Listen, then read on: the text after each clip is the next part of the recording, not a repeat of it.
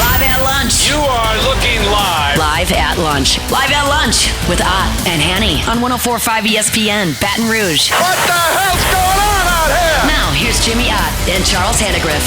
For some reason or another, you sound a little taller on radio. Is it live?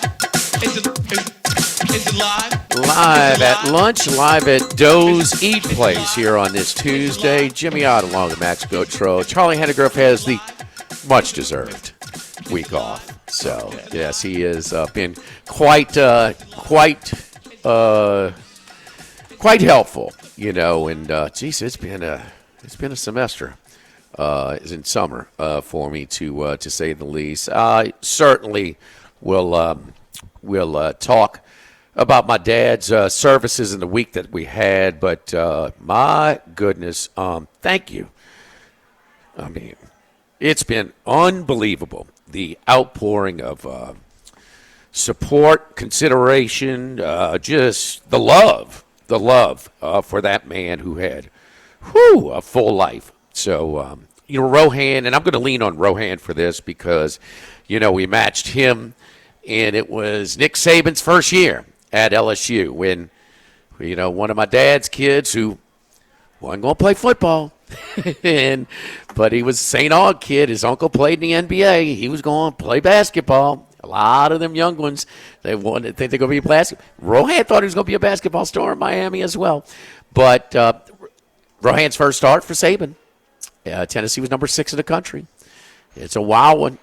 Saturday night game in Tiger Stadium, so kind of a top 10 SEC team, not on the regular rotation, comes in. It goes overtime, and first play from overtime, Rohan Davey hits Robert Royal, one of my dad's kids, for the 25-yard touchdown. It stands as Damian James breaks up the Ainge pass to preserve the top 10 victory, and that was one of 3 games that they rushed the field that year. So it was a lot of last possession wins in Saban's first year at LSU. An overtime game against Mississippi State. They had a thriller against Alabama that was late. That broke the streak. But that was just one of them. So when Rohan gets here, we'll let him. But when you outlive most of your friends, teammates, colleagues, and there's still the amount of people that come to pay their respects. Hey, man, it's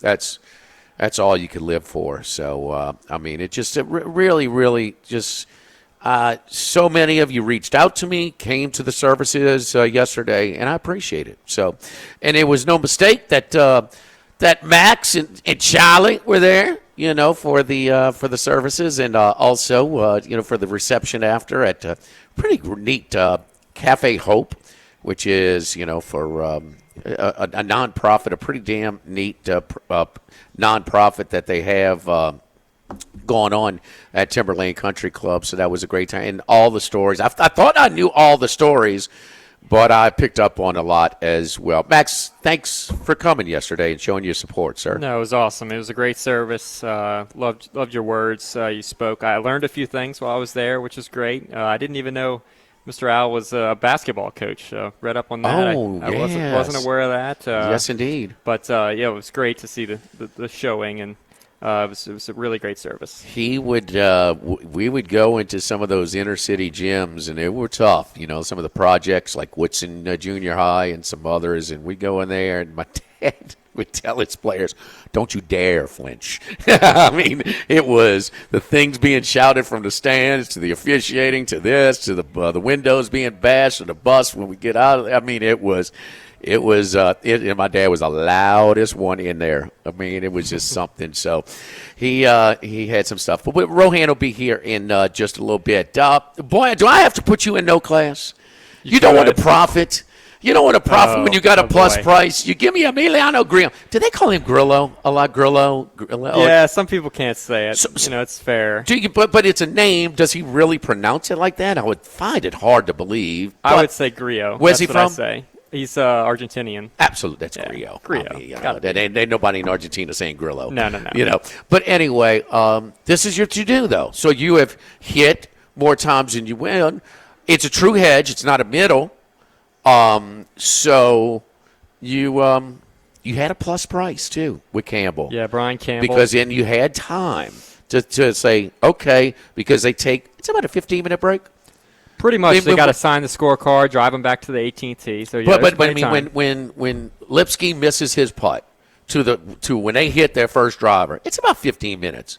It's a pause. It's definitely a break. Sure. So you have time. It's not like you're trying to chase and these odds are all of a sudden. Well, this guy's probably going to hit a bad shot, kind of deal. Because we're a shot behind, right? Usually, in golf because it takes a little time, but. But you don't want to profit. No, pay the bills. I did not hedge. I had a lot of money. We profited very well early in the season, so I'm still up for the year. But it might be different if I was down and I needed some cash. At this point. But my idea is that Sam Burns didn't hedge really much there in the Canadian Open. He was in a playoff. That was another one of our guys. Right. He loses. Ideally, you get one of the two, and then you don't really need a hedge. Unfortunately, this is the situation that you don't want. This is the one you fear, is that you go 0 for 2 in playoffs, and then, the missing on the hedge, you miss twice. Did Burns miss that putt in regulation or playoff? The 5-foot putt, I believe, was... I think it was on 18, maybe. On 18, to win 72nd hole. It wasn't a playoff, I think it was the 72nd hole, yeah. Okay. And then, Griot, makes a mess of the first playoff hole, hits it in the rough, gets a flyer lie, airmails the green, doesn't chip it on the green. And Brian Campbell, who has 2 top 30 finishes this year, both of them being victories. It's a crazy season he's put up. He's got more missed cuts than he does weekends at this point.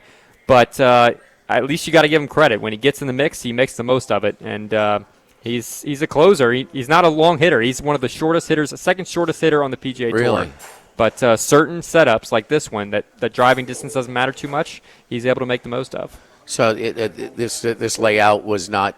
It wasn't bomber friendly. No, like it was the week before. Tree lined, dog legs, not a whole lot of holes that you can really let it rip. Accuracy is certainly more favorable.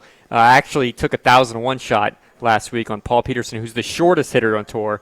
Unfortunately, he missed the cut on the number, but the second shortest hitter on tour ends up getting the victory. So, and you had some Roy as well. Yeah, Kevin Roy, who finished one out of the playoff. He's trending in the right direction, trying to keep his PGA Tour card. That's the kind of season we're in. Unfortunately, the next 2 weeks are the best part of the golf season until pretty much it's kind of over. You get the playoffs, which are cool, but let's be honest, the Scottish Open, the British Open, that's kind of the end of the golf season. Most of them are playing in the British Open prelim, the Scottish Open this weekend? There are a few outliers, but yeah, for the most part, it's a pretty big event. DP World Tour, it's a Genesis sponsor. Pretty strong, huh? Yeah. It used to be an elevated event. I don't think it is anymore. Really? The last elevated event already happened, but yeah, there's a good field. Scheffler will be playing. I think Rory's playing. All the live guys will be playing in the British, but not the Scottish. Yes, the Scottish is a PGA Tour and DP World Tour sanctioned event, so you won't see any. You might see a couple live guys just because they have some connections to DP World Tour, but live has an event this week, so they won't be playing. All right, we moving from one country club sport to the next. It's the summertime, but Wimbledon has been upset. I mean, the chalk where you kind of, let's put 3 or 4 of these big favorites together and, get basically like even money or something. That hadn't been the best route. I mean, it is, for the first week, and I was watching on Sunday. I got a chance to watch a little bit, and 11 of the top 20 seeds, so the top 10 in the men, top 10 in the women, more than half had already been eliminated. That's unbelievable for the first. But I think the biggest thing is, arguably the biggest highlight of the 2025 this year's sporting year was that French Open final between Alcaraz and Sinner, and there was nothing that showed us any indication that it's going to be anything different. And then out of nowhere, and this is completely different because I get on a lot of tennis players because sometimes the quote-unquote retirement is quitting. Yeah. You don't retire. You don't quit when you got the number one player in the world, Sinner, down 2-0, and you tied in the third. That was crazy. Sinner gets a real break, and the thing about it is, boy, he's not playing back. No, he may be he might not struggle like that again. He probably won't, actually. And then Taylor Fritz, who's been trying to break through, has been a top 10 American, had a great draw, so he's going to get to play this guy instead of that was bizarre yesterday. Up 2-0 and tied in the third. It was 2-all in the third, I believe. And the guy retires and gives center a walkover. He literally just won his second game. So he just held serve. It was 2-2 in the third set. Dimitrov, who has a long injury track record, this is the 5th consecutive Grand Slam tournament that he's retired from. It's unfortunate for him. Looks like a torn pec, so that might be a real problem for him going forward. But, yeah, terrible for Dimitrov. You could sense how center said the right things. It was a tough way to win, but it's a tough draw for Ben Shelton, who now gets the world number 1 in Yannick Sinner. Yeah, so, but now Alcaraz, just because of the scare, has to be more of a favorite moving forward, right? I would think so. Just because they're playing right now, we're not seeing that. Alcaraz is underway on the center court right now against Cameron Norrie, so we're not seeing live odds. But, yes, you would think Alcaraz has a better chance. He'll draw Taylor Fritz if he advances to the semifinals. We got some information on the MLB draft as well as, boy, it looks like, but all of a sudden, the Washington Nationals, who have the number 1 pick, and they're trying to decide between Jackson Holliday's little brother, Matt Holliday's youngest son, out of Stillwater, Oklahoma. He's a bigger guy than Jackson, bigger, stronger. A corner infielder as opposed to a middle infielder between he and Cade Anderson. But they don't have a GM. They don't have a manager right now for their input as well. And so the GM kind of taking some shots at ownership on the way out through the Washington Post as well. Andy Esco, he's got some future bets and exacta, some football bets we'll talk about 11:30. First, second, no class at noon. Brian Edwards from VegasInsider.com. He has some future bets. Talking the SEC, we're going to talk a lot of SEC football and his homeboys, the Florida Gators, to see if, Sunbelt Billy did. I mean, Rian Rohan and I were talking about, we were doing shows at Beau Rivage last year. We're like, one thing about them, these guys they have not quit. And he might not, be around to reap the benefits, but they didn't quit, so there's something to be said for that. But, man, I'm glad you got a chance to come down and just hear a little bit about my past, man, where I come from, huh? Hey, that was unexpected, right? Uh-huh. But to sit around and hear all the stories, man, the apple fritters, man,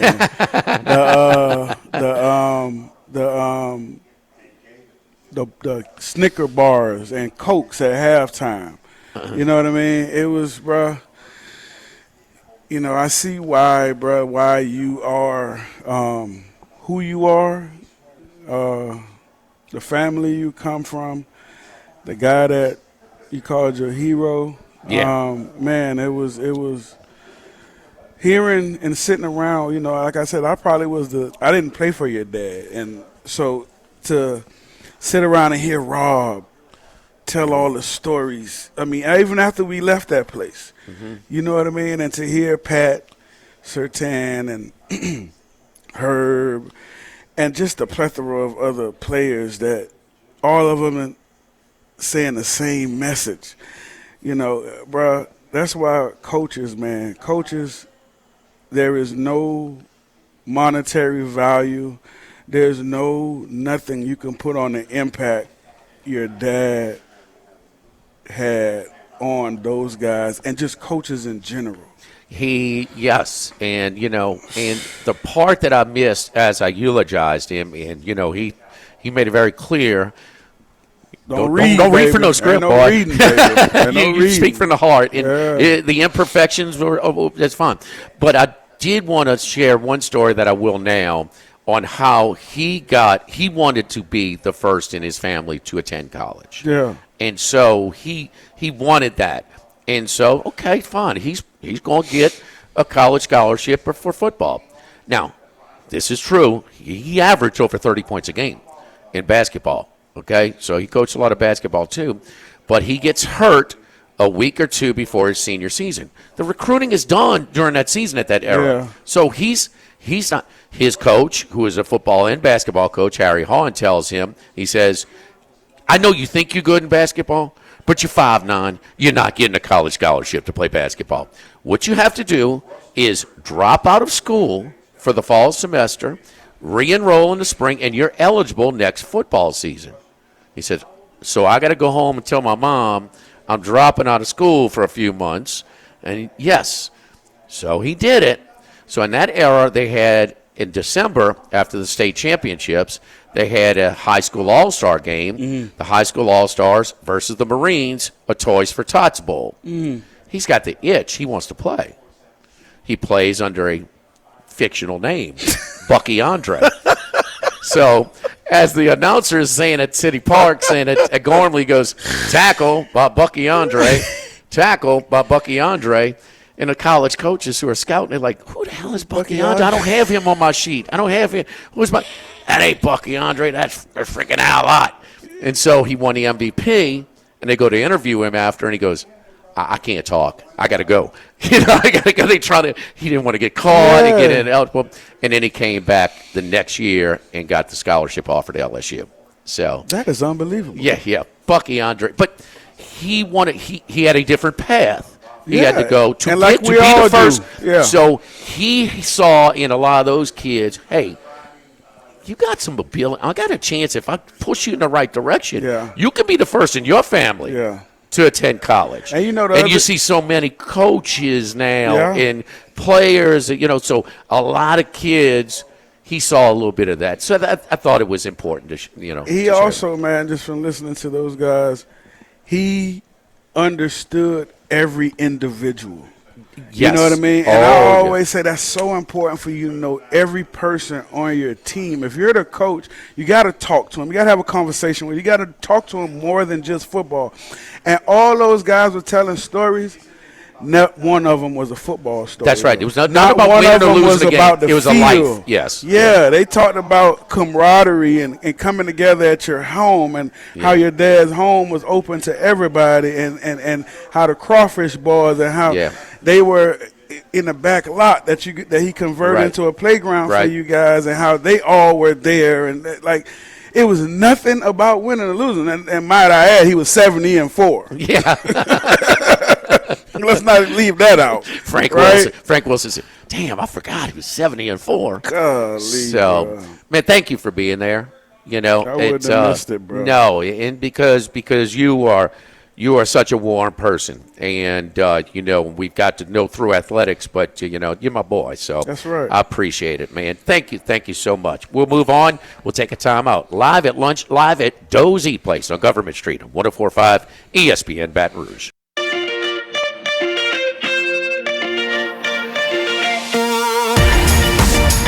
Live at lunch with Ott and Hanny from Doe's Eat Place on Government Street on 104.5 ESPN Baton Rouge.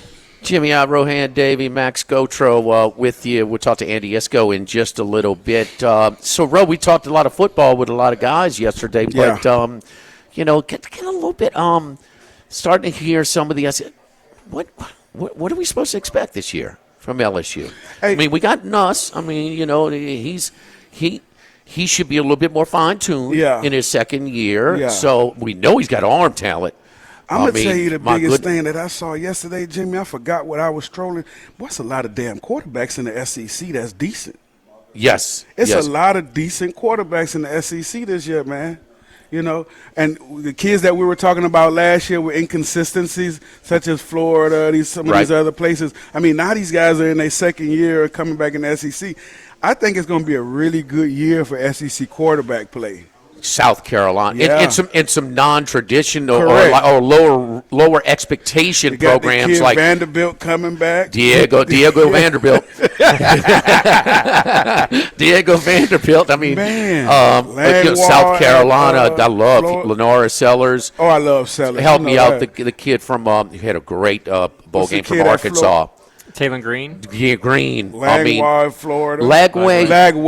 Lagway.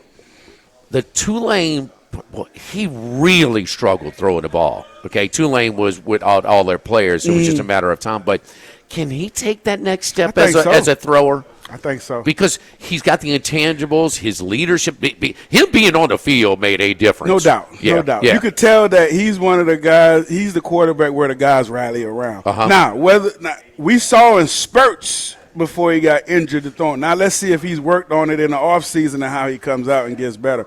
But I mean, the leader of the pack, man, is our guy. The leader of the pack is our guy, Nussmeier, for sure.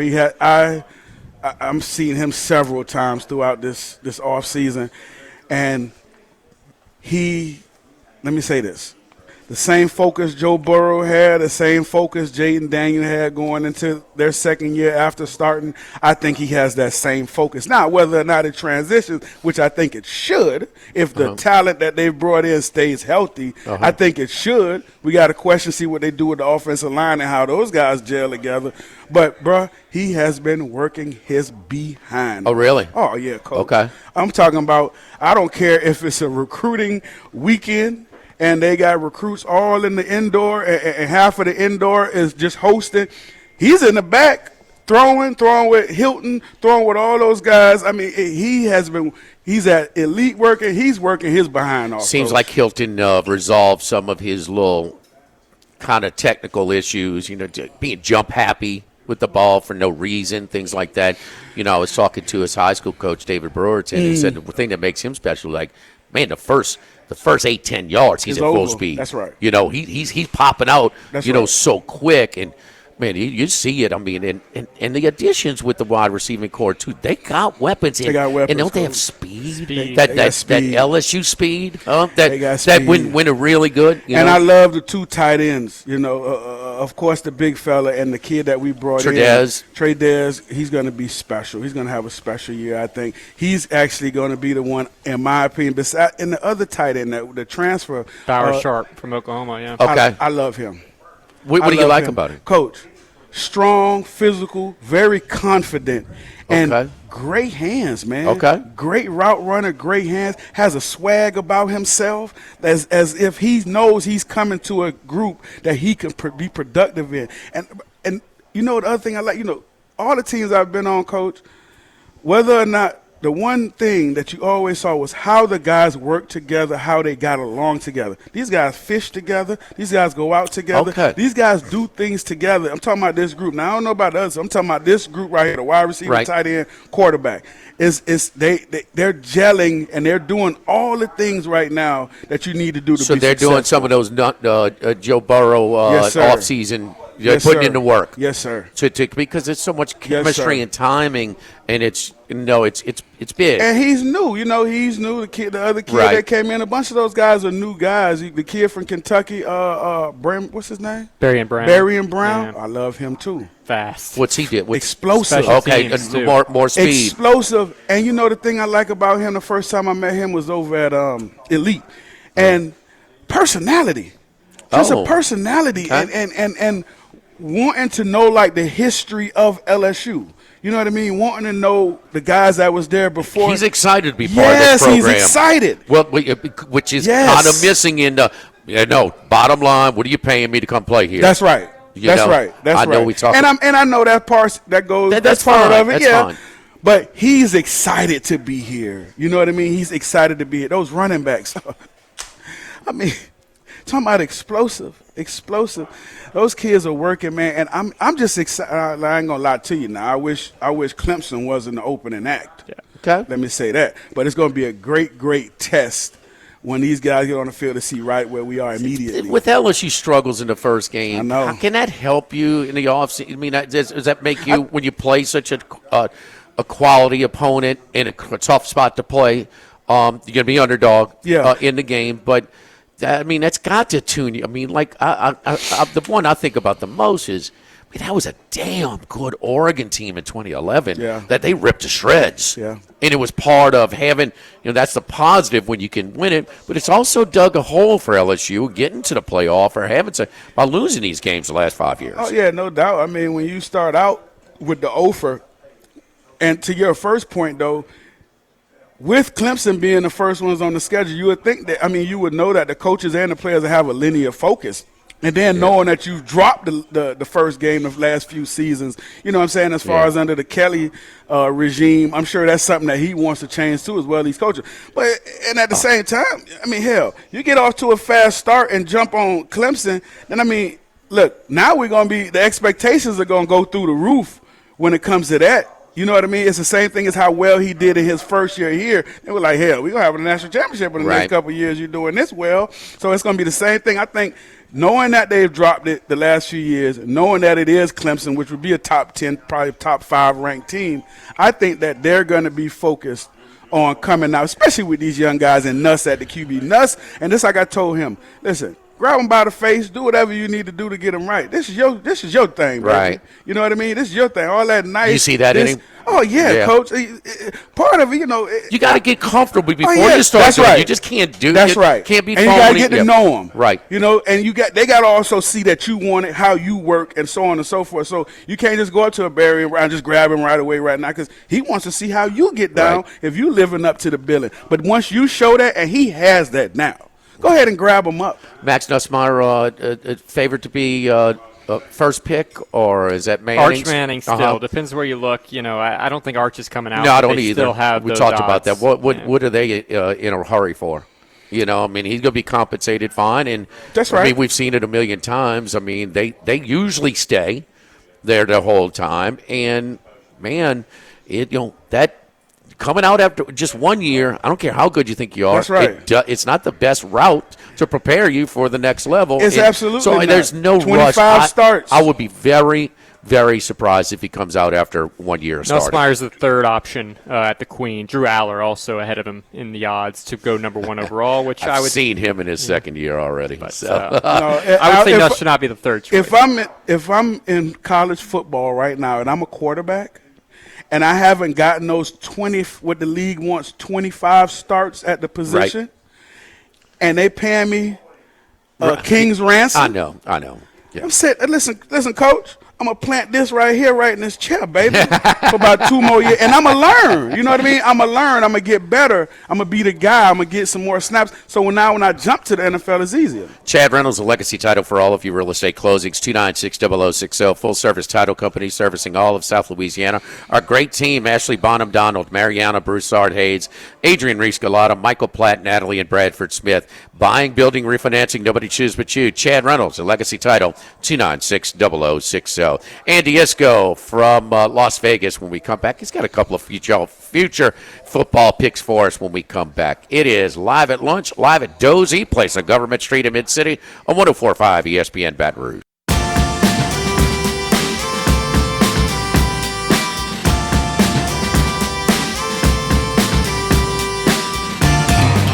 Heading out to Las Vegas, deep in the desert, lives one man. One man of many sports bets. The one and only Andy Isco. That's funny. Andy, how you doing, my friend? Jimmy, welcome back. Again, condolences on the passing of your father. It's been the off season always seems shorter when you get to the start of training camp.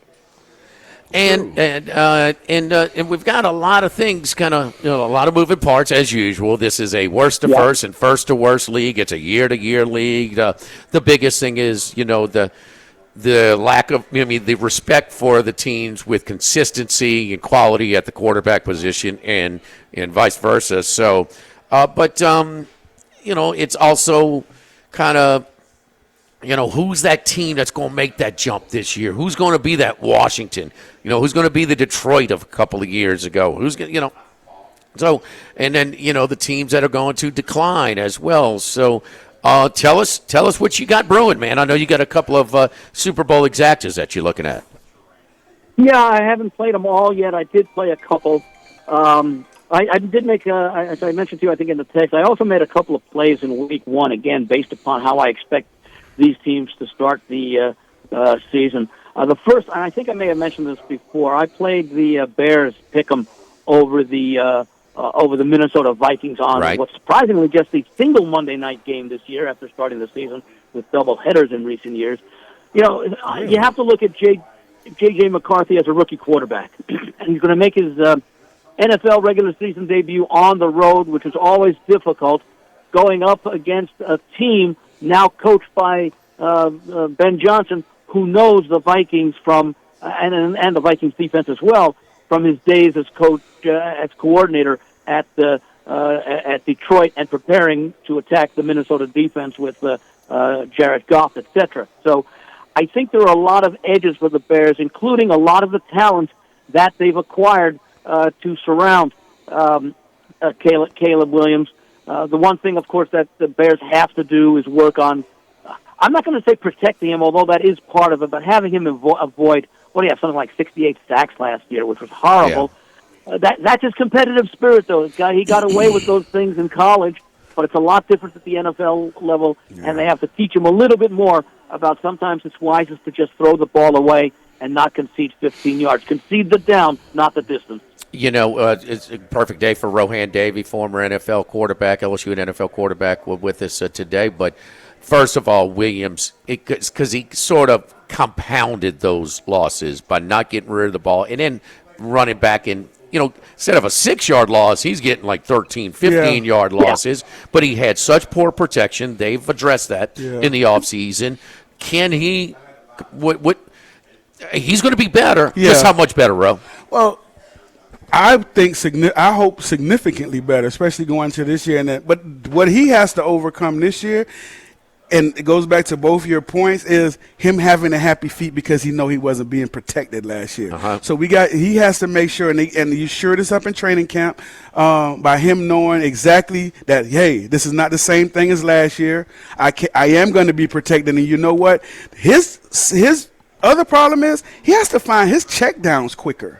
Okay. Once you get into trouble, you have to, Bill always talk. Yeah. Number one, number two, not there. Who's your mismatch? And your mismatch 9 times out of 10 is that back on the linebacker. So that's built in for him, and I know that's built in for him because I saw it a bunch last year where he was just trying to extend plays with his legs instead of just getting a dump down. And like you pointed out, don't lose 13. Give it to him, let him get 3 or even break a tackle and get more. But I think he's going to be better, especially because he's happy seeing how they're trying to surround him. And real quick, the other one, Dylan McCarthy, he didn't play last year, but just being around, how much can he cut into that learning curve, or he doesn't cut into it at all? This is his the only thing just like it's his first start on the road. That's exactly right. Okay. The only thing that helps him is he's been there for the terminology, the verbiage, and all that. He knows the guys and all that. They have a familiarity with him, but there's no substitute for playing. Andy, so Chicago, I kind of like that spot as well. By the way, one other thing about Caleb Williams, he's also going to get excellent coaching with Ben Johnson and the staff there that he didn't have in his rookie season, and that's got to count for a lot as well. In addition to what Rohan just said, knowing he's being protected, he's going to have even more confidence. Yep. That's our first Monday night game, so that'll be at Soldier Field for the Vikings and the Bears. What else you looking at, Andy?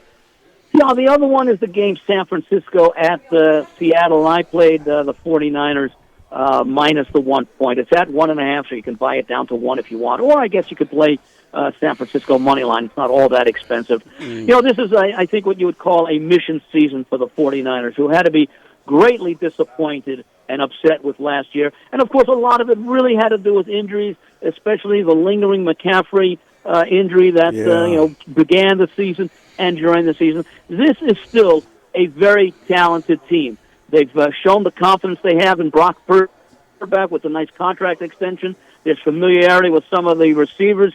Yeah, some are gone and some are in, but this is also a team that has historically played very well on defense, and now they've got a familiar face back there. So, leading coaching the defense. So I think the 49ers. I honestly think, well, I'll get to this with my exact in a moment, but I honestly think the 49ers and the Rams are going to be the class of that division. I still think there's going to be a little growing pain with Seattle. And by the way, the 49ers have familiarity with Sam Darnold as well, although I do like Sam Darnold. And, it's hard to forget his experience with the Jets, but he's a better quarterback and has shown that since he left the Meadowlands. Such a big part of the season. They were great. I mean, they're 14-2 going into that do-or-die game for the division against the Lions, but he was really bad in that game, and he was really bad in the Rams, so he's really very more than solid. He was good, but the last two, that kind of kept the Vikings from taking the next step, bro. I think so too. Yeah, I think so too. And also, man, I think that they saw a lot in McCarthy. That they was like, okay, if Sam would have probably brought us to the championship game or possibly the Super, I think that was where he needed to take them in order to get that contract to come back there. I think they have a lot of confidence in that young kid. And I mean, they're kind of carbon copies of each other, but he's just younger. The thing with Darnold, it would have been nice for him to get that contract extension, take some of the pressure off of McCarthy to produce early. It's one thing to sit on the sidelines and learn from Darnold and the offense. It's another thing to actually be in there, get some playing time, knowing he doesn't have the pressure because he's got a capable back off, and that the guys have his back as a rookie. All right, give us that Super Bowl exacta you're looking at. Okay, I'm looking at a few, and my approach to this, and I've had success the last few years, and more books are putting them up now. And I had the Kansas City, Philadelphia exact this past year. I think the year before was San Francisco, Kansas City. I play them both ways, and I would actually now maybe this is like a Hollywood type story, but I played Chargers over Rams and Rams over Chargers. Rams I've liked for the last few years, and look, McVay, he's been there 8 years. In his second year, he lost the Super Bowl to the Patriots. I think that was that 13-3 game. And then 3-4 years later, he won the Super Bowl over Cincinnati, one of the more entertaining Super Bowls, certainly in the second half of that game.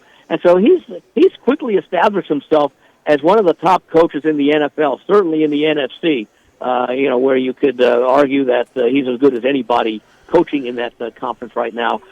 And you go back to Jim Harbaugh. Well, he's been a winner everywhere he's been. Yeah, he second took over, year. He took I over. like him. He took over a San Francisco team that I think had maybe won 8-8 season and not had a winning season like the last 7-8 years. He took them. What were they like?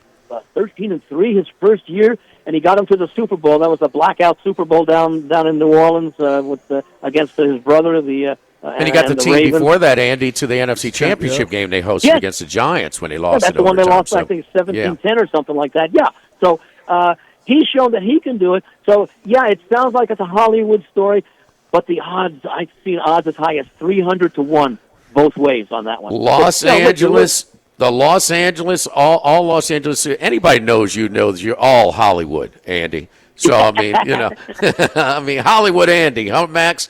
I mean, is that what you think about when we see Andy Esco? Absolutely. First thing I think of. And my screen test destroyed the screen. Look, again, they're going to be better with Harbaugh in year two. The other thing is he's got a stud. What is the deal with Herbert?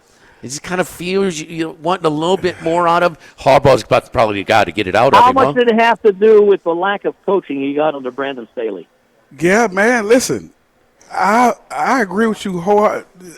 San Diego was my choice. Is my choice as well.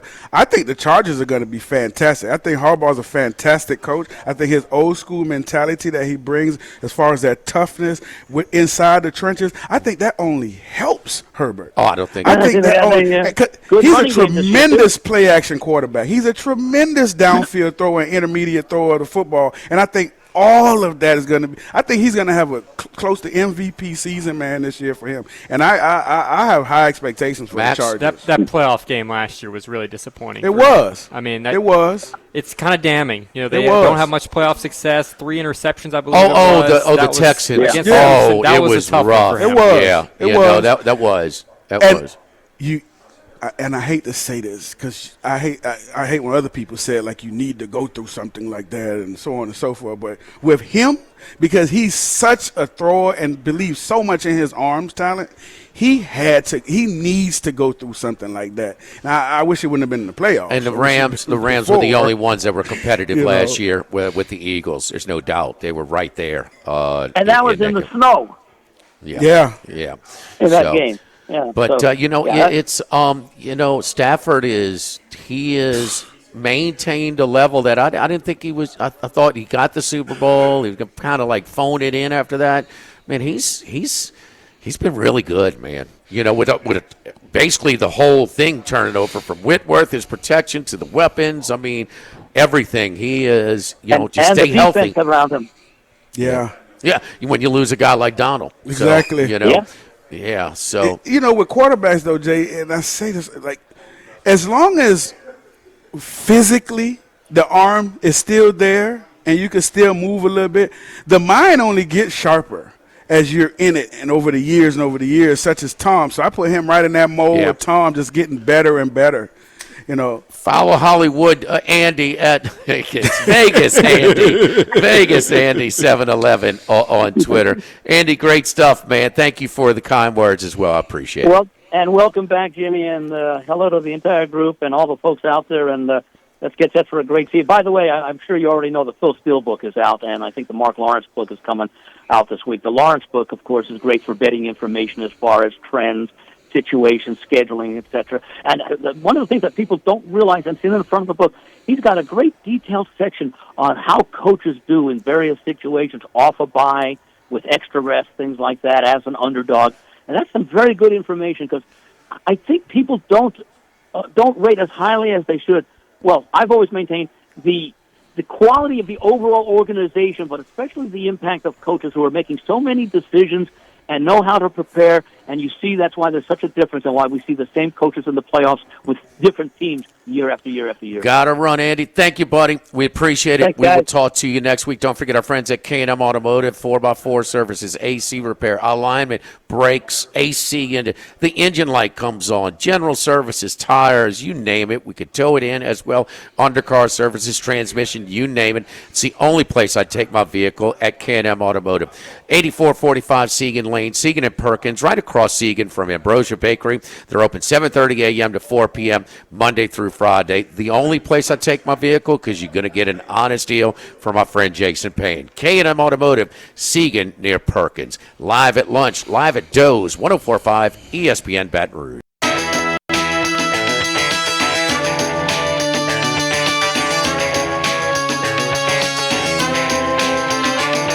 Live at lunch with Ott and Hanny from Doe's Eat Place on Government Street on 104.5 ESPN, Baton Rouge.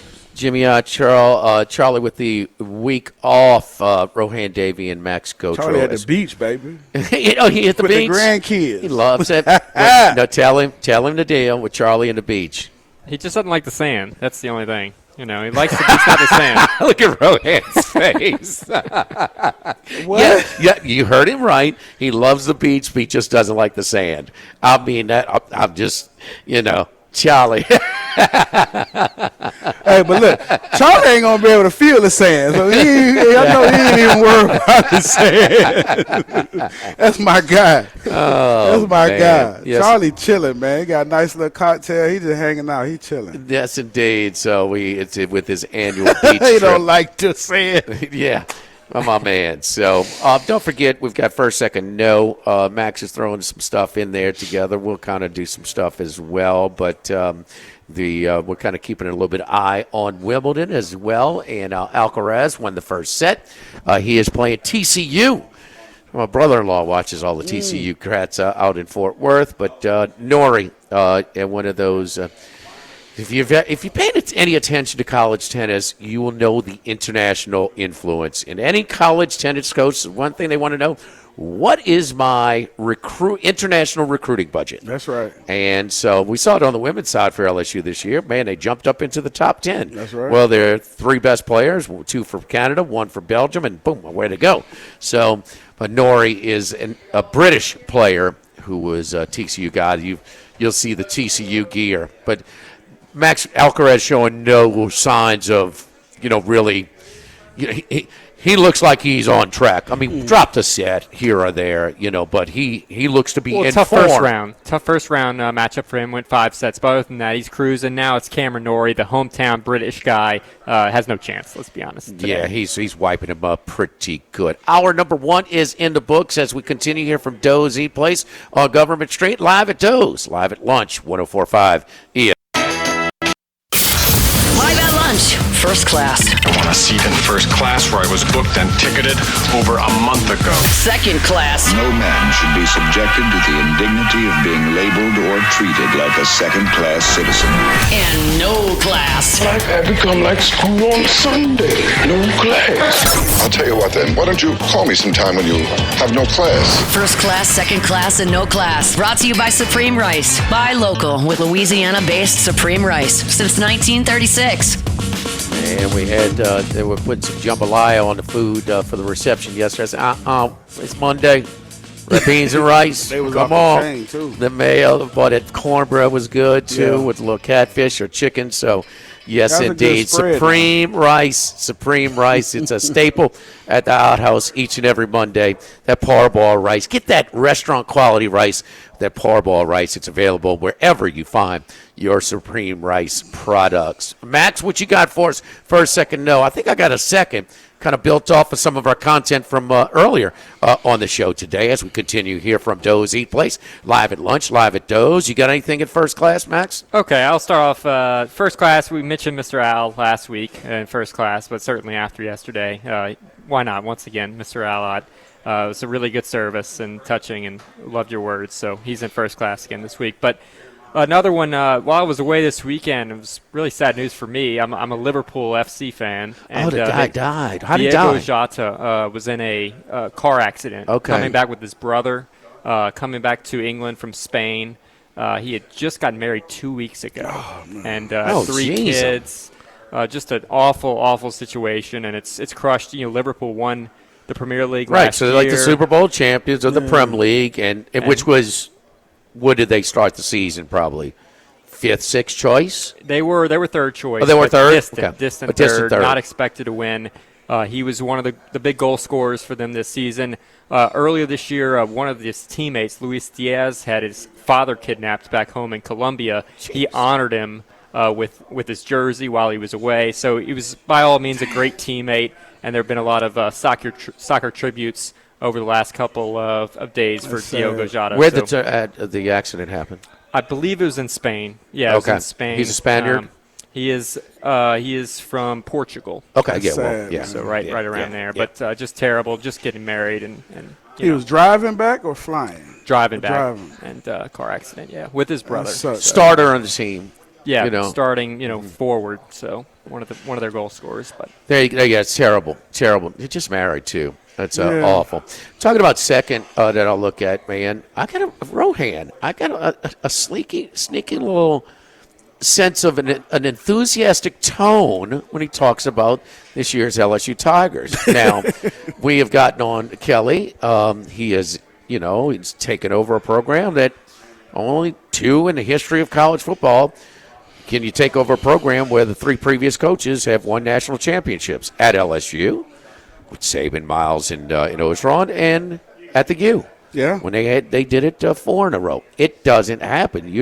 Now the games, the rules are different than when he first signed, to take the job. But I mean, he's being paid enough. Figure it out, big boy. That's right. And he's been a little bit lazy in his hustling of the roster as well. But by all accounts, everybody has him as the number 1 transfer portal class. Right. And then what you have inheriting, you have a really good quarterback who's seasoned with experience. And it certainly appears that this is his best roster they have had. Is it a 2019 roster? No. It's probably not a 2011, maybe not a 2003.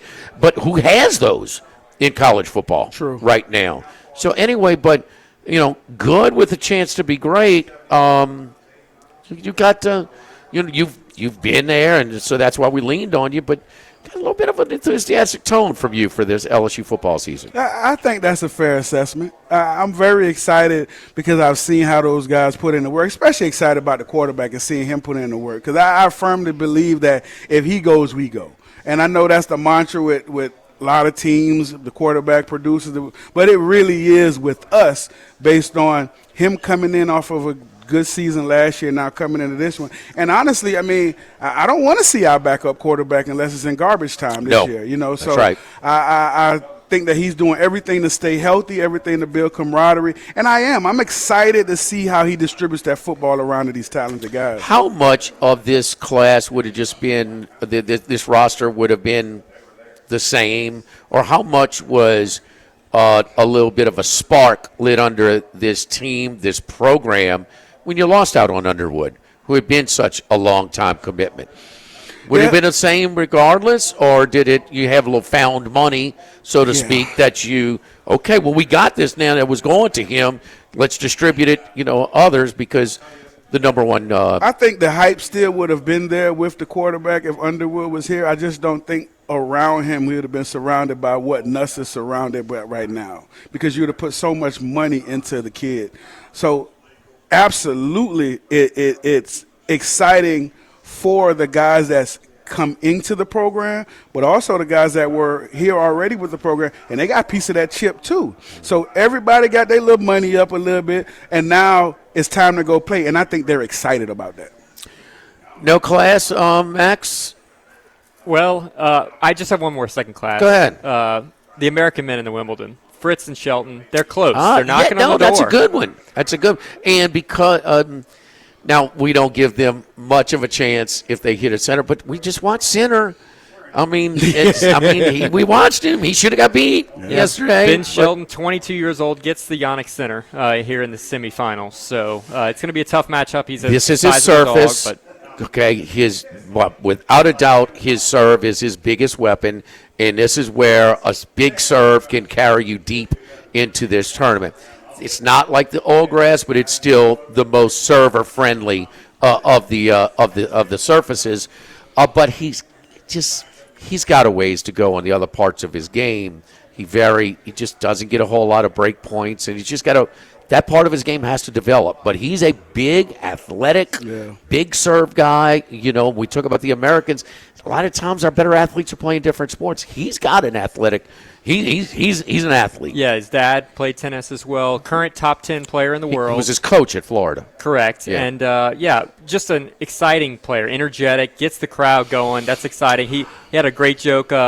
His sister's been there for the last few weeks, said she was his good luck charm. He's been winning, obviously, and was going to have to go home for a job at Morgan Stanley. Well, he kind of bugged them and said, hey, if anybody's got some connects, let's get her off so she can stick around at Wimbledon. Sure enough, she was back yesterday. So just wait, what is his sister doing? Sister's there watching, and it's been a good luck charm because been in the box. Oh, okay, so she planned on like he'd be done by now. Was going to have to go back to work this week, and kind of said, hey, can y'all keep her around? She's been my good luck charm. So that's funny. Dating Trinity Rodman, who's on the U.S. women's national team as well. So he's got a good bit of Trinity better get on the move him. Because little girls love Ben Shelton. So I mean, they love him, boy. So I mean, he's a showman. He's a showman. He is a showman. He's a showman. And you don't see that a lot in that sport, right? You know. Well, the top guy is a showman too in Alcaraz. I mean, and you'll see Fritz get Alcaraz. So we got two American men in the semifinals, more than likely. Fritz did win in 4 today. Yes, he won in 4. So he's in the quarterfinals, final 8. Semifinal. Oh, semis. They both. Well, that's his first semi ever for a Grand Slam. Taylor Fritz, right? He's made it before. Or the first semi in Wimbledon. He made it to the final in the U.S. Open last year. Okay. There you go. Outstanding. So second class that as well. All right, what are we looking at in no class? No class. I mean, we've said this before, but the Pirates. I mean, Paul Skeens, he's gotten one win in his last 13 starts. In those 13 starts, his ERA is 1.72. 1.72 Lack ERA. of support, Ro. Oh, they not touching the ball, baby. They were shut out Sunday. They were shut out Saturday. They were shut out Friday. They went to Seattle for a 3-game weekend set and did not score a run. For the Seattle Mariners, who have been around, I think, since the 70s, okay, so 50 years or so, that is the first series that Seattle pitching has shut out their opponent ever. So this is he's in the All-Star team. He may be the All-Star starter. Because he was last year, they kind of might affect their decision this year, who should be the starter. But his numbers are the best. And you see some guys with some shaky win-loss records that all 5 in the ERA, top 5 ERA, all of them are all-star pitchers. But, man, and they've got the chance, and they got and he's being a class act. But this is getting old, and getting old real quick. Real quick. Specifically in his last 11 starts, 1.34 ERA, 1-3 record. Oh, my 1-3. His last 2 starts notable because he's only gone 88 and 78 pitches despite having a shutout going. 5 innings, no earns. So it seems like they're spending a little less lowering his pitch count a little bit. There was some speculation that maybe they're lowering his pitch count so he can pitch in the All-Star game, which would be another no class if they're doing that in the middle of the season. You weren't about the wrong thing. Exactly. Wait, what are they doing? There was some speculation that they've lowered the pitch count his last 2 starts so that he would be timed well to go in the All-Star game. Because, he had the low pitch count against Mizorowski where he exited. It was like tied his shortest outing ever. Not a great And I start think he for only him in that pitched one. 5 on Sunday, right? He pitched 5 in his last 2 starts, despite 88 and 78 Was the other one pitches. against Milwaukee? No, it was St. Louis. He had a rough outing against Mizorowski. He gave up 4 earned runs. Right. That was a but short it was start. a lot of, he gave up the leadoff walk, but it was a lot of little infield hits and things like sure, that. But he has not gone over 90 pitches in his last 3 starts. Wow. Little interesting there. That is interesting. Yeah, because he was right at 99, 100. Before this little stretch. Right. So, I mean, you don't start an inning at 90? Right. Yeah. Oh. Yeah. It just We hate telling small market teams like, hey, your players need to go to New York and LA. We see it all the time with the Pelicans and whatnot. We hate it. But this is an example, like, what is he supposed to do? Like, we need Skeens to get out of there because they're just not going to spend money on him. he could still win the Cy Young. And he's still the favorite, right? Yes. He has to be. Yes, he has to be. His numbers are the best, and the DeGrom year showed us that they look. The win-loss record is it's just really not that important for that award. And it used to be a big deal, but they showed us, I forget what year, it was about 8 years ago, DeGrom had 18 games where the Mets either scored 1 or none for him. So, and this has got DeGrom written all over it. Skeens is minus 150 over at the Queen to win the NL Cy Young. Zach Wheeler kind of coming up on him, had a 9 shutout innings. There's some support for Wheeler to get the Cy Young. I mean, I'm sorry, the start. The boogeyman got to get out of there. What'd you call it? The boogeyman. He's scary, bro. On that mound. He is something. Just such a class guy, and part of it, his military upbringing and stuff. But he's not saying anything. But I mean, well, who's going to have to start talking? Livy Dunn calls him and said, "Well, how'd you do?" "Well, I didn't give up any run." "Well, that's great. Well, how many they score for you?" "None." "Wait, again." Again. Livy wouldn't mind if he joined the Dodgers, so she could join up with Hollywood Isco. Who is that? Andy Isco and Hollywood Astros, Isco. Yes. Send him to the West Coast. 2 peas in a pod. Don't forget our friends over at Supreme Rice. They bring you first, second, no class each and every week right here on the show. And Supreme Rice, make every meal supreme. The media grain white rice, the parboiled rice, the brown long grain rice, long grain white, the jasmine rice, and that low glycemic rice as well. Now available too, heads and tails. That's right. We got crawfish, Louisiana crawfish tails available from Supreme Rice as well. For more details, go to supremerice.com. Don't forget, it is Brian Edwards with from VegasInsider.com at the bottom of the hour. We'll come back with one more sec with Rohan and Max as we continue here from Dozy Place. Live at lunch, live at Doze, 104.5 ESPN Baton Rouge.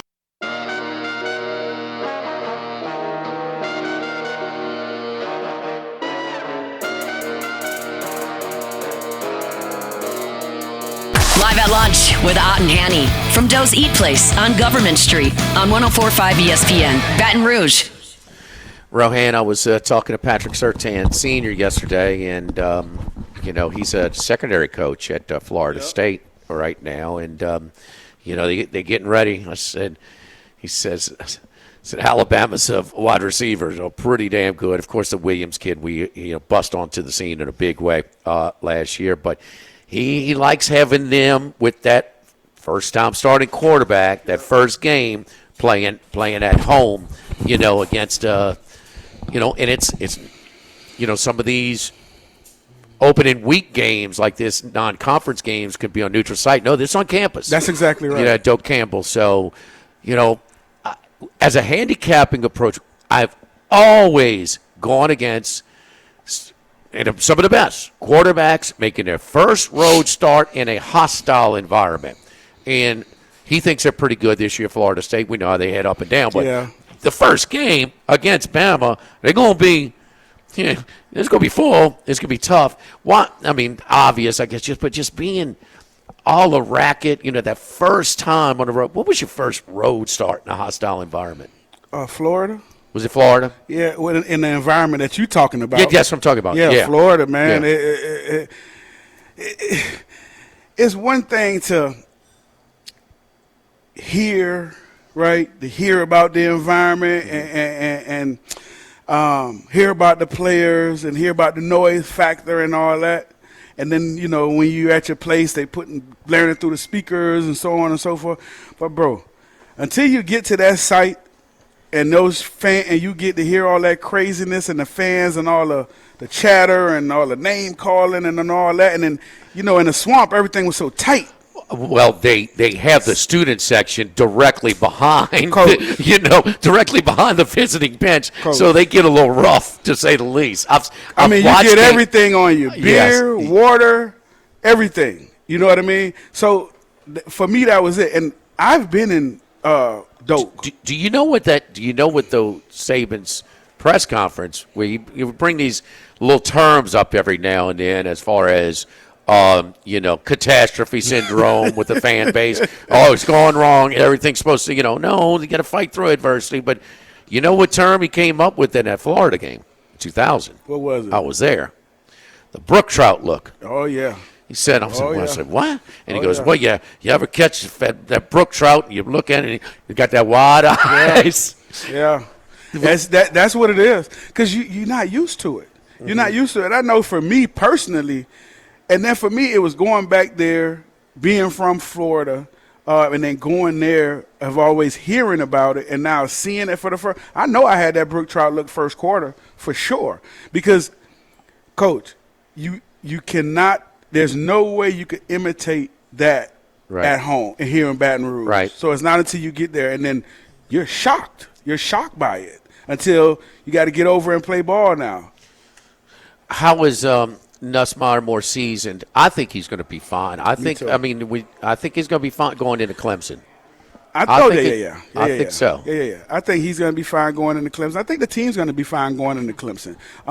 Clemson, even though it's Death Valley, it's not the mystique that say a Tiger Stadium or the Swamp or Ohio. Some of these places that you hear about, Tennessee, some of these places you hear about. I'm sure they're going to be charged up because of where they're going to be ranked and the expectations going into this year for them. But Nussmeier, no pressure. I can tell you, I know some people at Clemson, and just having that SEC team and a team that's accomplished some things, they go back to that Peach Bowl, that New Year's Eve game, where that win on the last second field goal against LSU is sort of a springboard for their national success. That was they're in SEC. They're in the SEC footprint, geographical footprint. Their fan base is kind of like an SEC fan base. So no, they're excited about having a chance at beating an SEC heavyweight. Coming in, Max. Yeah, my concern is not with Nussmeier and the skill players in that opener. It's specifically the offensive line. Yeah. This is probably the best defensive front that LSU will play all season. Ding, ding, ding. Are they supposed to have a good defensive front? Oh, yeah, Coach. Amazing. Really? They front seven? Really? They're talking about NFL-level guys. It goes back to when they had that group probably like 5 or 6 years ago. They can't be that Coach, good. They close. But think about it. You're putting that group up. They in the top 7, in their front 7 right now in starters, they probably have 3 first-rounders. Legit first-rounders. Really? Yes, sir. This is the best front they'll play all year. And think about you starting 3 new offensive linemen to go up against these. Now, they did tackle. I don't remember his name. He's a stud. He's possibly a top 10 pick. The backers, phenomenal. I agree with Max. This is the best front that we'll probably face. Now, I don't know what the rest of the SEC looks like. Nobody has been affected in a negative way about sort of changing the rules than Clemson. Yeah, because Dabo's. Well, he was very slow to evolve and adjust. But also, they had finally figured it out the old way. Hey, this compliance lady. Let's give her a promotion. Just get her out of there, okay? Let's get her out of there, okay? Iptate, that's nice.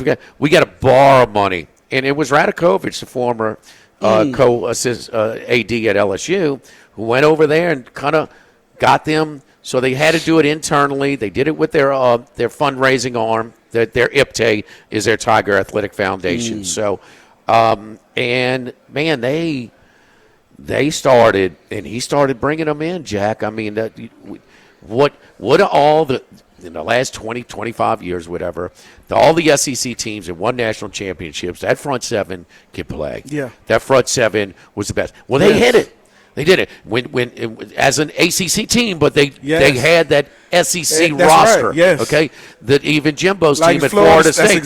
Jimbo's team at Florida State had that SEC recipe to the biggest, to the and they were I mean they went toe to toe with Bama, and then they beat the tar out of them a few times, and so they were right in the middle of Saban's run. Got a lot of returning starters. The latest ESPN mock draft from Matt Miller has T.J. Parker, the defensive end for Clemson, number 3 overall. Yeah. I mean, they are returning a lot of talent on that defensive side of the ball. So to me, what I'm looking for here, coming down the stretch as LSU returns and practice and whatnot, keep the offensive line healthy so they're familiarizing themselves with that first unit. We've seen before a guy gets banged up, misses some practices. Moving them around. Now you're moving guys around. They got to stay together throughout this New process. offensive line, them being on the road with the calls. You got a lot of sight, a lot of shotgun maybe. A lot of built in.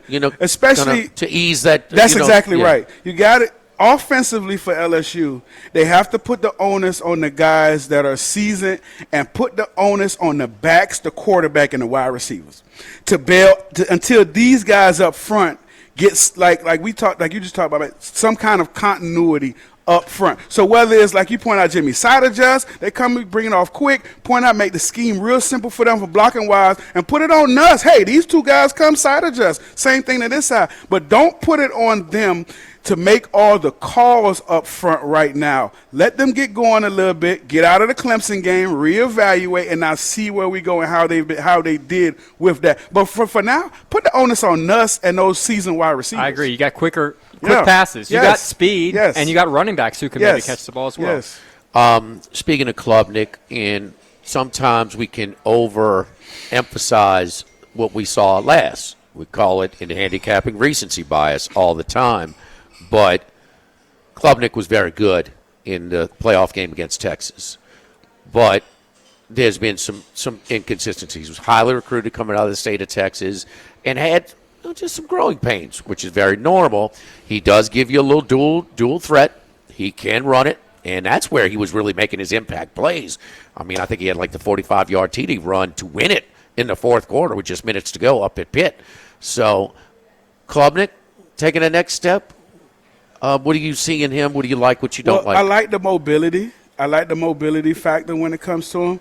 I want to see this year, can he get more consistent in the passing game?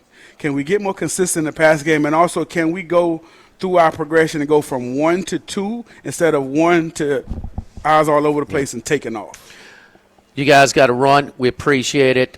Certainly one more time, but, you remember everybody that's at something like yesterday. So I appreciate both of you guys being there. Oh, man, no problem, brother.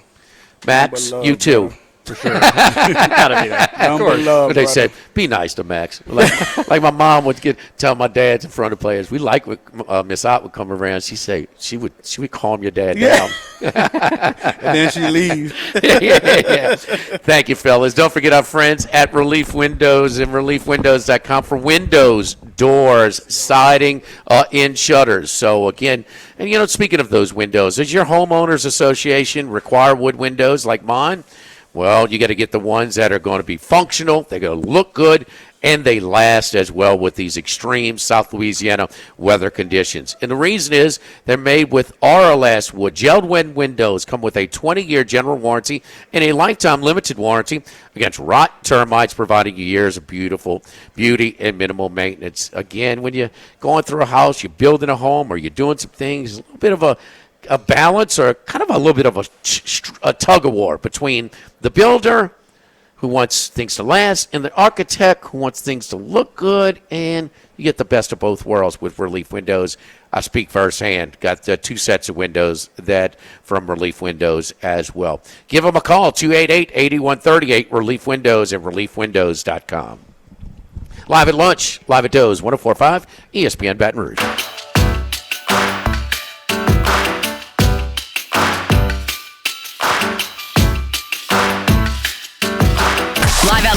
with Ott and Hanny from Doe's Eat Place on Government Street on 104.5 ESPN, Baton Rouge. Thanks again to Max and Rohan for subbing in. Rohan will be with us again tomorrow, me and Max tomorrow at Modesto on Burbank for tomorrow's show. Charlie with a much-deserved week off, enjoying the beach. Let's go down to the beach. 30A, my man Brian Edwards, and I'm not jealous of much in my life, but I'm jealous of living on 30A. I got to tell you, that's a good living, brother. How you been, Brian? I've been great, Jimmy. Thanks for having me. It's good down here, but you would not have been jealous of this 4th of July traffic this past weekend. Man, my dad's funeral services were yesterday, and a lot of people who kind of came back from the beach, and they're like, how was it? Like an ant pile. So, yes, a 4th of July extended weekend. Yes, you got your fair share of traffic. Just before we get into some of the individual games, some of the plays you have, win totals, your overall, your general feel of looking at the SEC for this 2025 season. Well, I'd say we got a lot of new starting quarterbacks. I would say that's one of the bigger things. I mean, other than Nussmeier and Lagway, and also at A&M with Marcel Reed, pretty much. And Diego Pavia as well. But a lot of especially the top teams, are breaking in new QBs. Certainly Georgia, Texas, and Alabama, and Ole Miss as well. Now, obviously, South Carolina's got Sellers back, but a lot of that top tier group in Tennessee as well are breaking in new quarterbacks and. We'll see. I mean, I thought Gunnar Stockton, they didn't lose that game against Notre Dame because of him last year, but I mean, I don't have him ranked in my, top half of my SEC quarterbacks. And I only point that out just because Georgia's, been at the top of the SEC the last few years. And then Alabama, I mean, we just haven't, Ty Simpson has not gotten a lot of playing time, so we'll see on him. And, so I would say the QB, and I think Austin Simmons is going to be good at Ole Miss, but not much experience there as well. Does that add to the parity this year because you have teams like Vandy, Arkansas, and South Carolina with pretty good quarterbacks returning? Does that kind of move them up a little bit and drag some of the more higher expectation programs down? Possibly. I mean, I think that Georgia – I'm not sold on Georgia this year, and I'm not necessarily as sold much on Arch Manning either. I mean, we've seen him, show that he's a really good runner, but like one of his couple starts last year, the Mississippi State game, that was a bad Mississippi State team, and that was like a 3-point game with a minute or two left in the second quarter. So, I mean, I need to see more of Arch Manning throwing the ball, I'm saying in general, just to have a lot of confidence in betting Texas. I was floored that was his role last year. He's not a Tim Tebow, okay? Like Tebow was a short yardage specialist, his freshman year. He's not that. He anticipates making all of his money with his arm. I would be very surprised. And I think it was on a design run where he got banged up a little bit against Ohio State in the Superdome as well. All right, let's get to some of the win totals, and let's start with Vanderbilt and Diego Vanderbilt. He's back, so he got his extra year of eligibility, and kind of maybe a little momentum of sorts with the Vanderbilt Commodores. You like the over 5.5? Yep, and there's probably still some more books at 4.5, but it's heavily juiced on the over at 4.5. I prefer it at 5.5 to get plus 140 because I think they're going to win at least 6, possibly 7. Now, look, every time you bet a season win total over, you got to cross your fingers your QB is going to stay healthy, and I would say that's even more the case with Diego Pavia. But, look, he took a lot of hits last year, and he didn't miss any time last season. I'll get to the schedule in a second. That's one of the main reasons. But they only gave up 23.4 points per game last year. Now, that's not super-duper elite, but for Vandy, that's really elite. They usually give up between 35 and 38, and they've got 8 starters coming back from that group, including their top 3 tacklers, 4 of their top 6 tacklers. And you look at the schedule, they've got Charleston Southern, Georgia State, and Utah State from non-conference at home. I think they win all 3 of those.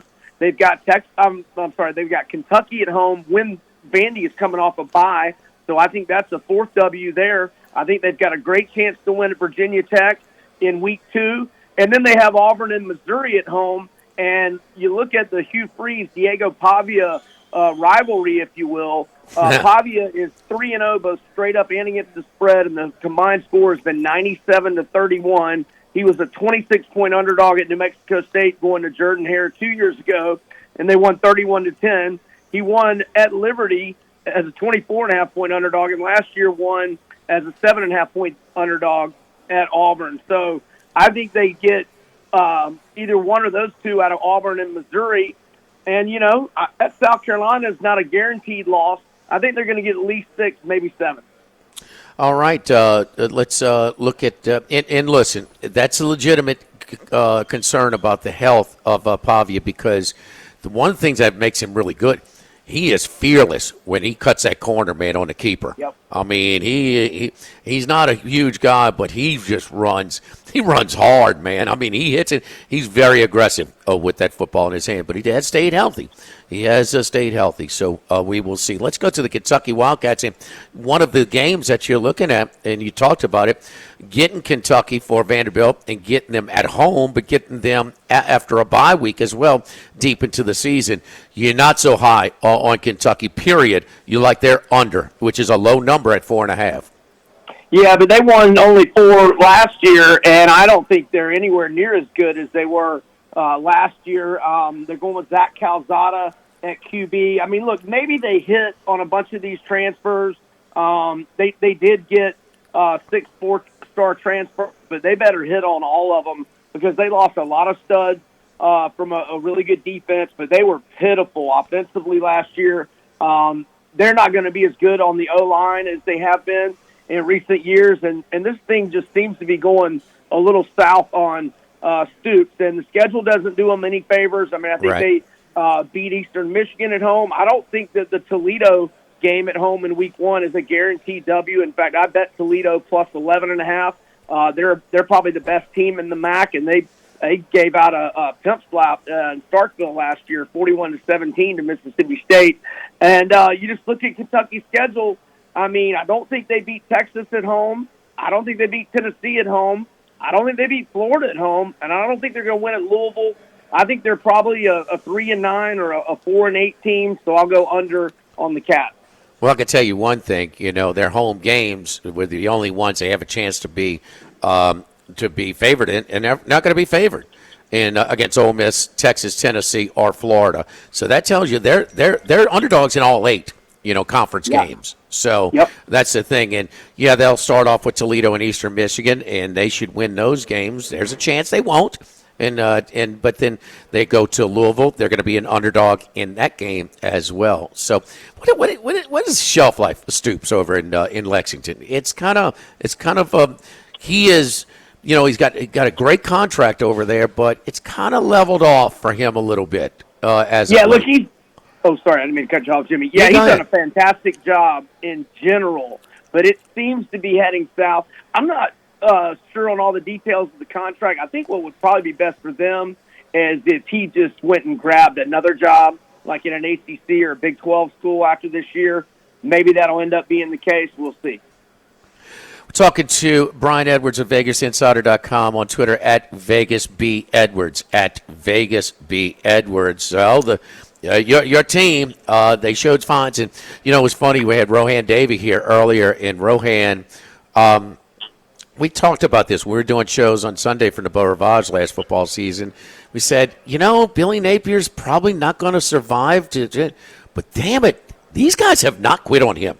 They have not quit on him. They got Lagway healthy just enough. That was a big blow, losing him in that Georgia game. Georgia was on the ropes, man. That was a 50-50 game until he got knocked out. And now he is around. And Lagway has something to build upon.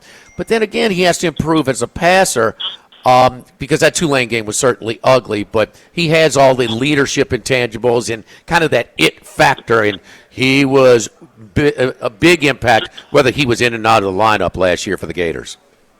Yeah, his stats don't pop off the screen, and you noted there the Tulane. He had 2 horrible interceptions against Tulane. One of them in the end zone that cost me my first half bet that I was not happy about. But look, his overall stats don't pop. Right? You always remember those, don't you? His stats don't pop off the page, but the one stat that is very good is he went 6-1 as a starter, and like you mentioned, they were up 7 and had the ball on Georgia late in the second quarter when he had that injury. Look, this is Napier's best teams. I mean, Phil Steele's national unit rankings have them 10th at QB, which I don't think is high enough, 14th at running back, 18th receiver, 5th O-line, 10 D-line, 25 linebacker, 10th in the secondary, 13th in special teams. So, I mean, look, he won 4. They had a lot of momentum from last year. Everybody seems to be saying the schedule's super brutal again. And but I don't know that that's the case because most of these teams are breaking in new QBs, with the exception of A&M and LSU, and then South Florida in non-conference. Pretty much everybody has got new QBs. So look, the total's 7.5. I like it over. You should be able to get about a plus 110 there. I think if Lagway's healthy, I think they can win 9.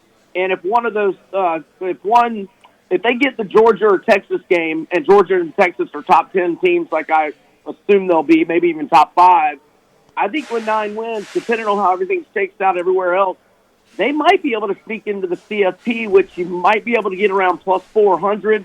Not against that. I also love the Gators at home to Tennessee in games of the year, -3.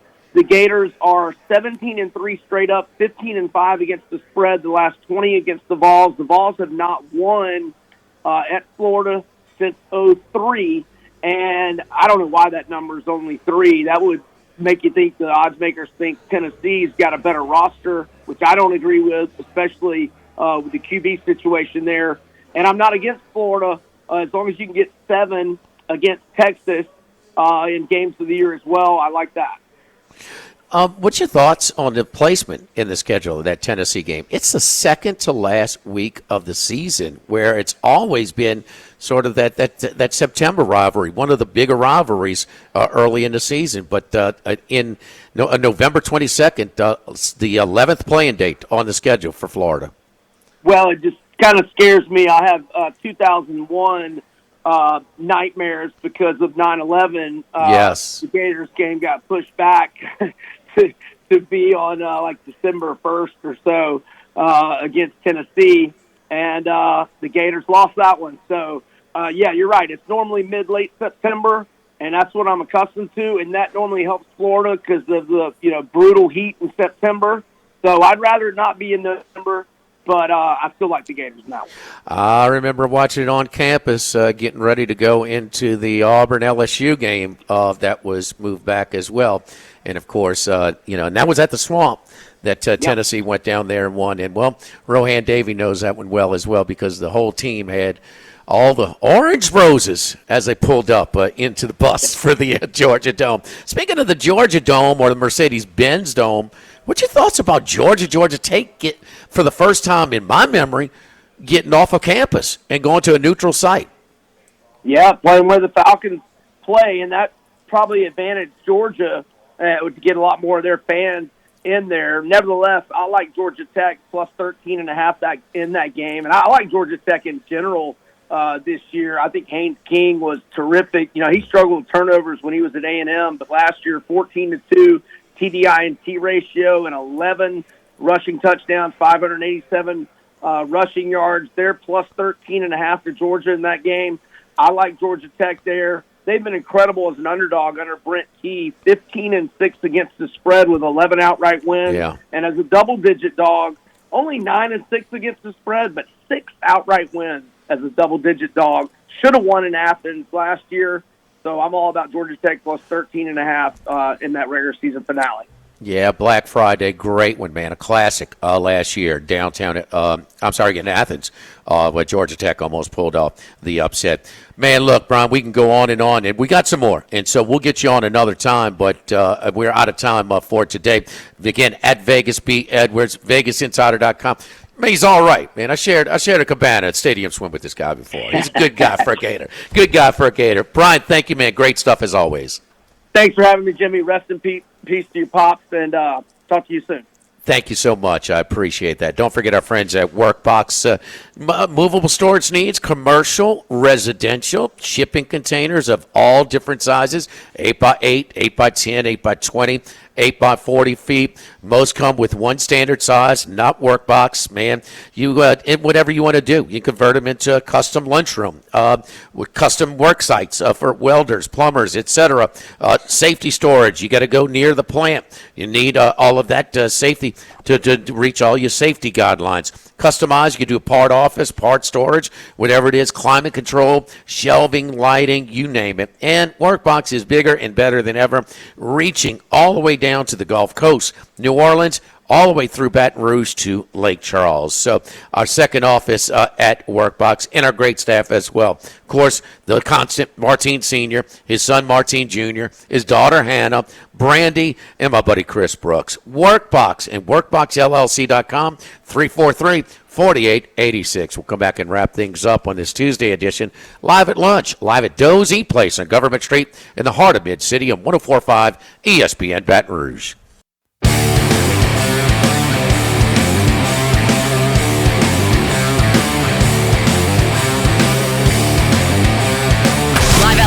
With Ott and Hanny from Doe's Eat Place on Government Street on 104.5 ESPN, Baton Rouge. Carlos Alcaraz takes care of the British product, and TCU Horned Frog, Nori in straight sets, 2, 3, and 3. We mentioned earlier Taylor Fritz is in the semifinals as well. He wins in 4, 7-6 in the fourth over Kachanov. He won 6-3, 6-4, 1-6, and 7-6. Arina Sabalenka had to go to a third set. She dropped the first set to Sigamund, and Sigamund is the junk baller from Germany, the 37-year-old that just drove Madison Keys, batty. And that she just made her look so bad in that earlier round. I believe that was Saturday or Sunday. But Sabalenka took care of her in a third set, 6-4 in the third set. That was on center court earlier. Anisimova advances out of the women's side as well. We got Major League Baseball, a full schedule. We will have some Otter Locks that resumes today at the end of match show. So we will look at that. It is all-night action, a full night in Major League. So the first game doesn't start till 5:35. That's the Mets that go to Camden Yards to take on Orioles. Sweeps were in vogue this past weekend. I think about 4 games over 500, some sweeps, including some big ones like Baltimore. I bet the Astros going to Chavez Ravine and winning as well. Thanks to all of our guests, of course, Max and Rohan sitting in for Charlie this weekend, Brian Edwards from VegasInsider.com, Andy Isco from Las Vegas, of course, Jordan Kitchens pushing all the right buttons. Hunt Palmer's up next right here on 104.5 ESPN Baton Rouge.